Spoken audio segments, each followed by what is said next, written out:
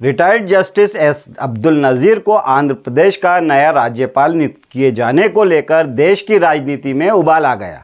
Justice नज़ीर की नियुक्ति को कई तरह के सवाल खड़े हो चुके हैं। साथ ही जस्टिस रहते हुए दिए गए उनके फैसलों पर भी अब उंगली उठना शुरू हो गई है। मूल रूप से कर्नाटक के रहने वाले जस्टिस नज़ीर इसी साल 4 जनवरी को अपने पद से रिटायर हुए थे। नमस्कार, आप देख रहे हैं नारद मुनि लाइव और मैं हूं आपके साथ जुबैर कुरैशी। दोस्तों, सुप्रीम कोर्ट में जज रहते हुए जस्टिस नज़ीर कई अहम फैसले देने वाली बेंचों में शामिल रहे। आइए एक नज़र डालते हैं रिटायर्ड जस्टिस नज़ीर के अब तक के सफ़र पर। नवंबर 2019 में अयोध्या में बाबरी मस्जिद राम जन्मभूमि विवाद पर ऐतिहासिक फैसला देने वाली बेंच में भी जस्टिस नज़ीर शामिल थे। इसके अलावा सरकार के नोटबंदी के फैसले को सही ठहराने वाली बेंच का भी वो हिस्सा थे। सुप्रीम कोर्ट की जिस बेंच ने 3 तलाक को अवैध ठहराया था, उसमें भी जस्टिस नज़ीर शामिल थे। जस्टिस नज़ीर को राज्यपाल बनाए जाने के फैसले पर विपक्षी दल सवाल उठा रहे हैं, लेकिन जस्टिस नज़ीर से पहले साल 2014 में सरकार ने सुप्रीम कोर्ट के retired chief justice P Sathasivam को केरल का राज्यपाल नियुक्त किया गया था। सुप्रीम कोर्ट से रिटायर होने के बाद जस्टिस सदाशिवम अपने गांव लौट गए थे। सुप्रीम कोर्ट ने उनका कार्यकाल निर्विवाद रहा। उन्होंने कई अहम फैसले दिए, लेकिन जब उन्हें राज्यपाल बनाया गया तब न्यायपालिका की स्वतंत्रता को लेकर सवाल जरूर उठे थे। जस्टिस नज़ीर से पहले सुप्रीम कोर्ट की जज रह चुकी और साल 1952 में रिटायर हुई जस्टिस फातिमा बीवी को 1997 में तमिलनाडु का राज्यपाल नियुक्त किया गया था। साल 2002 में राज्यपाल के पद से रिटायर होने के कुछ महीने पहले ही उन्हें जयललिता को सरकार बनाने का न्योता देने से पैदा हुए विवाद के बाद इस्तीफा देना पड़ा था। उनसे पहले साल 1952 में सुप्रीम कोर्ट के जस्टिस फजल अली को रिटायर होने के बाद ओडिशा का राज्यपाल नियुक्त किया गया था। हाल ही के सालों में सुप्रीम कोर्ट के कई जज रिटायरमेंट के बाद अहम पद संभाल चुके हैं। नज़ीर ऐसे पहले जज नहीं हैं जिन्हें रिटायर होने के बाद अहम पद मिला है।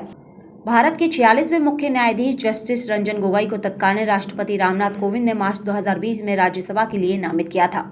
2019 में अयोध्या विवाद पर फैसला देने वाली सुप्रीम कोर्ट की बेंच की अध्यक्षता रंजन गोगोई ने ही की थी।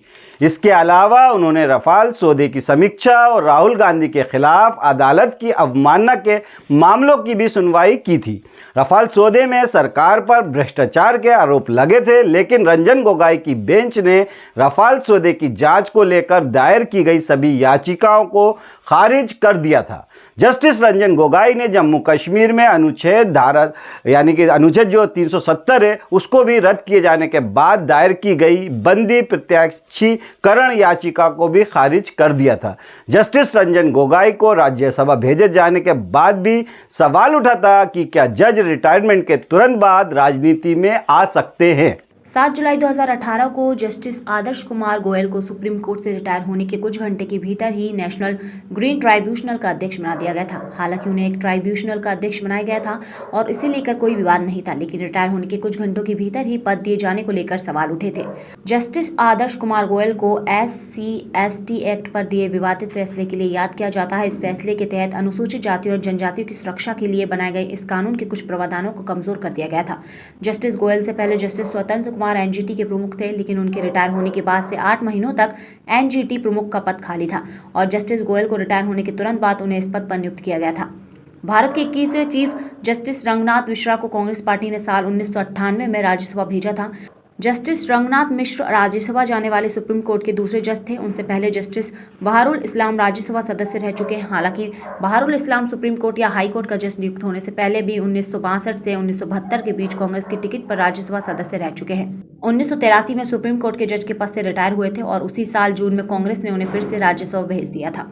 रिटायर होने के वाले जजों के कूलिंग ऑफ पीरियड को लेकर भी सवाल उठते रहते हैं। जस्टिस RM लोढ़ा ने अपने रिटायरमेंट के दिन भाषण में कहा था, जजों को कोई पद स्वीकार करने के लिए 2 साल का कूलिंग ऑफ पीरियड होना चाहिए। हालांकि अक्टूबर 2014 में सुप्रीम कोर्ट ने जजों के रिटायर होने के बाद पद स्वीकार करने के लिए कूलिंग ऑफ पीरियड निर्धारित करने से इनकार कर दिया था।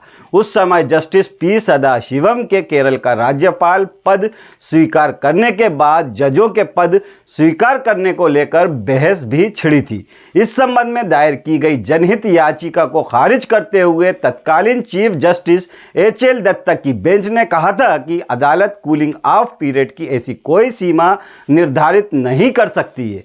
जनहित याचिका में मांग की गई थी कि किसी रिटायर जज को सरकारी पद पर नियुक्त करने के लिए सुप्रीम कोर्ट और हाई कोर्ट से सलाह मशवरा किया जाना चाहिए। भारत के संविधान के अनुच्छेद 124 7 सुप्रीम कोर्ट से रिटायर होने वाले जजों को न्यायपालिका के क्षेत्र में कोई पद लेने से रोकता है। सुप्रीम कोर्ट के जज रिटायर होने के बाद किसी अदालत में वकालत भी नहीं कर सकते हैं। साल 1958 में अपनी 14वीं रिपोर्ट में भारत के विधि आयोग ने जजों के रिटायर होने के बाद सरकारी पद लेने पर रोक की सिफारिश की थी। हालांकि इस सिफारिश को कभी लागू नहीं किया गया। साल 2013 में जब केंद्र में कांग्रेस की सरकार थी, तब भाजपा के तत्कालीन दिवंगत नेता अरुण जेटली ने राज्यसभा में दिए गए एक बयान में कहा था कि खतरा बड़ा है। रिटायर होने के बाद सरकारी पद पाने की इच्छा रिटायर होने से पहले के जज के फैसलों को प्रभावित करती है। ये न्यायपालिका की स्वतंत्रता के लिए खतरा है। एक अन्य बयान में जेटली ने कहा था कि रिटायर होने से पहले दिए जाने वाले फैसले रिटायर होने के बाद मिलने वाले पद के प्रभाव में दिए जाते हैं। अब कांग्रेस ने दिवंगत अरुण जेटली के इसी बयान का हवाला देते हुए जस्टिस नजीर की नियुक्ति पर सवाल उठाए हैं। कांग्रेस प्रवक्ता अभिषेक मनु सिंघवी ने कहा है कि ये कोई उत्तर नहीं है कि ये पहले भी हुआ है। जितनी जल्दी से आजकल ऐसा किया जा रहा है वह सैद्धांतिक रूप से गलत है और हम इसका विरोध कर रहे हैं। हम किसी व्यक्ति विशेष का विरोध नहीं कर रहे हैं। कम्युनिस्ट पार्टी ऑफ इंडिया मार्क्सवादी के नेता और राज्यसभा सांसद ए रहीम ने जस्टिस नजीर को आंध्र प्रदेश का राज्यपाल बनाए जाने की आलोचना की है। उन्होंने कहा है कि यह नियुक्ति संवैधानिक मूल्यों के अनुरूप नहीं है। फेसबुक पोस्ट से उन्होंने लिखा, जस्टिस नजीर को ये पद लेने से मना कर देना चाहिए। देश को अपनी कानून व्यवस्था में विश्वास नहीं खोना चाहिए। मोदी सरकार के ऐसे फैसले भारतीय लोकतंत्र पर धब्बा हैं। उन्होंने कहा कि वे अयोध्या मामले में फैसले देने वाली पीठ के सदस्य थे।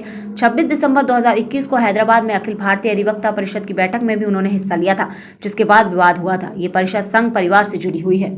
ऐसे कई पद हैं जिन पर सुप्रीम कोर्ट के रिटायर्ड जजों की ही नियुक्ति हो सकती है। National company law appellate tribunal के चेयरपर्सन जस्टिस अशोक भूषण हैं, जिनकी नियुक्ति पर कोई विवाद नहीं हुआ था।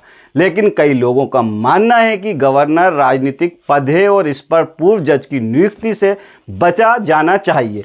सुप्रीम कोर्ट में अधिवक्ता करुणानंदी कहती हैं, रिटायरमेंट के बाद खास तौर पर राज्यपाल यानी कि गवर्नर जैसे पद पर नियुक्ति को लेकर सवाल तो उठेंगे ही, क्योंकि ये एक राजनीतिक पद है। सुप्रीम कोर्ट के वरिष्ठ अधिवक्ता संजय हेगड़े का भी मानना है कि सुप्रीम कोर्ट के रिटायर्ड जजों की राजनीतिक नियुक्ति से न्यायपालिका की स्वतंत्रता पर सवाल तो उठता ही है।